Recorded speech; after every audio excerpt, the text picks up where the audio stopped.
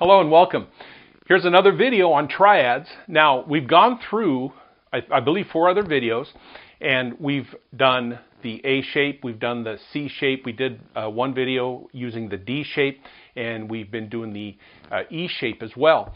Now, I'm going to be doing the E shape, the A shape, and the C shape again, but I'm going to do some different inversions. Now, I'm going to switch string sets for 2 of the chords, and then I'm going to go back to the middle strings. I'll show you what I'm going to do here. So for the G chord, now we're in G, we've been doing the 1, 4, 5, and that's what I'm going to do again. I'm going to do the 1, 4, 5, but I'm going to start with the E shape, then I'm going to go to an A shape, and then I'm going to go to a C shape for the D chord. All right, well, let's take a close-up here, and I'll show you what I'm doing.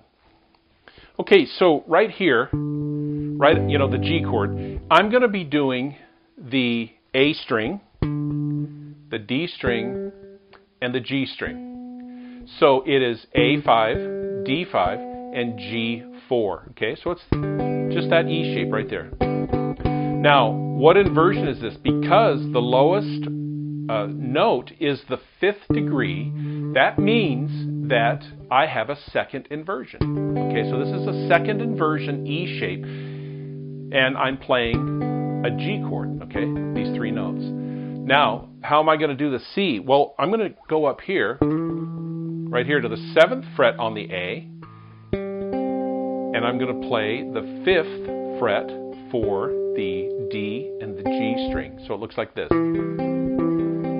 Okay, now that is my 3rd, so I have a first inversion of a C chord, which is right out of this A shape right here. Okay, you remember the A shape, this was a second inversion when we did this. Now if I move this 3rd up here, then what I have is my first inversion. Okay, second inversion, right? Remember the root position,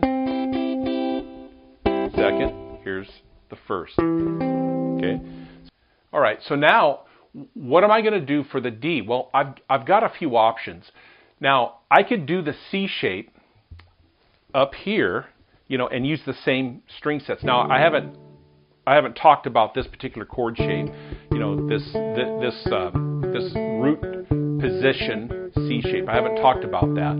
I will have a premium course that'll talk about more in depth about every triad and every inversion. But for now, what I'm going to do here, I'm going to go back to this string set. So I'm going to go back here to the D, the G, and the B string, and I'm going to do the C shape for the D chord. Okay.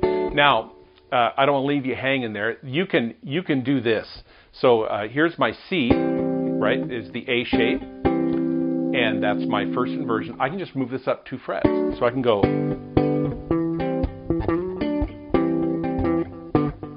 Okay, so I could do that. Or I could do this. Now, here's my E. Here's my G, which is the E shape. Here's the A shape, which is my C chord. Now I can go back here and do a D7. Okay, what is that chord? That's just like you play a C7 here. Move it up right here. Okay. Now, I'm not necessarily going to do that for this. I just wanted to show you some other alternatives that you can do. So for this chord inversions that I'm going to be doing, I'm going to do the E shape here, which is our second inversion. I'm going to do a first inversion A shape. Okay, and I'm going to do a first inversion C shape. Okay.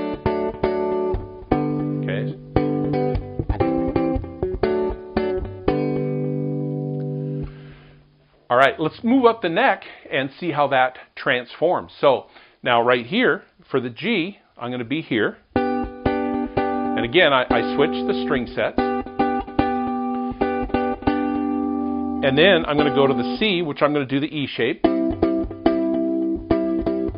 Okay, now for the D, I'm going to do the A shape. Back to the G.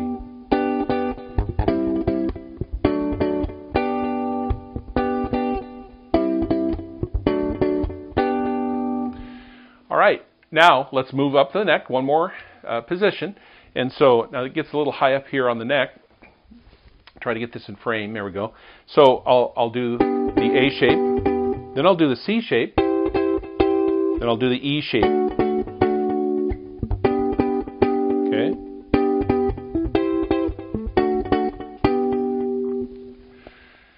Okay, so there's the 3 inversions using these string sets, the A, the D, and the G, and then we switched and we went to the D, the G, and the B string, like we had done in earlier videos.